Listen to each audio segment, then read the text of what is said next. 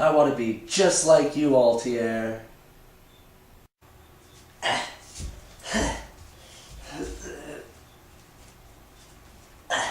I'm an assassin.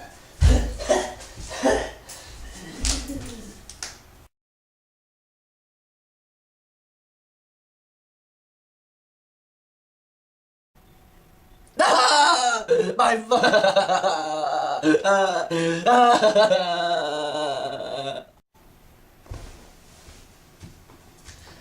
Look what you did now, Wakio.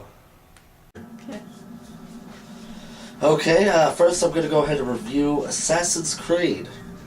And now, this game, basically, you have your present character who is being put in this device that reveals his ancestors' memories that are genetically stored in his DNA. Now, through the course of the game, it's in basically medieval times and such. You have the Templars, it's during that era. And in the past, you play as Altier, who is an assassin for this assassin's group. Now, basically, the game is one of those sandbox kind of games. You're able to run around the town freely and such, and you take care of missions, and eventually, after gathering enough data, you do have to assassinate this person. Now, the game mechanics, you can scale buildings by grabbing onto different things, and you get on top, and you can sneakingly kill guards, and the combat, you have your main sword, in which you can kind of sort of attack in a fencing kind of style, very classical. Now, the story, it is by those who have done the Prince of Persia series. It's by Ubisoft. Now, this game, it has good graphics, it has good story. My only problem with it, really, is the fact that it does get repetitive. I mean, you have several missions, and in each one, you're pretty much doing the same thing over and over again. Now, you do have little side missions, for instance, like saving a pedestrian, or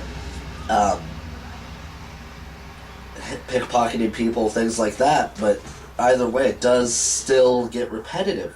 And that's my biggest issue with this game, is its repetitiveness.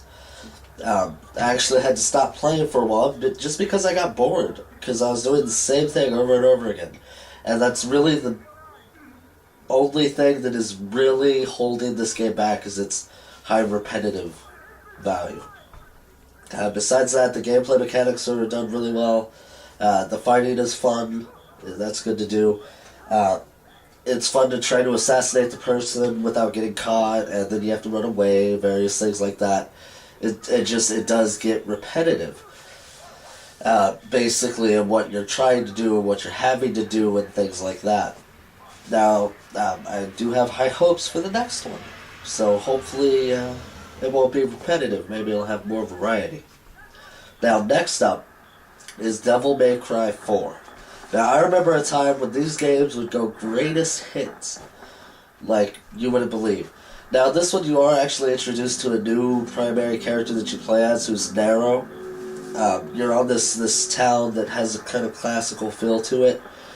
Basically, they worship Sparta, who was Dante's father, who was the demon who overpowered the other demons and trapped them all in hell.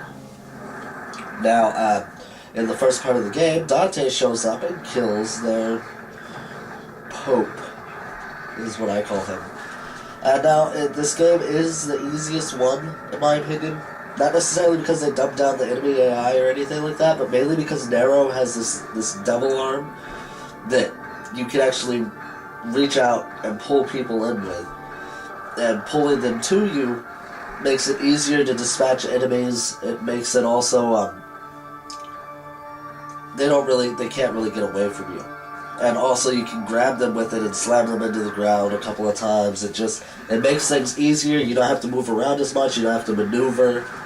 And that makes it easier. And also his boss fights do have a tendency to utilize the devil arm. And because of that, it felt a little easier, in my opinion.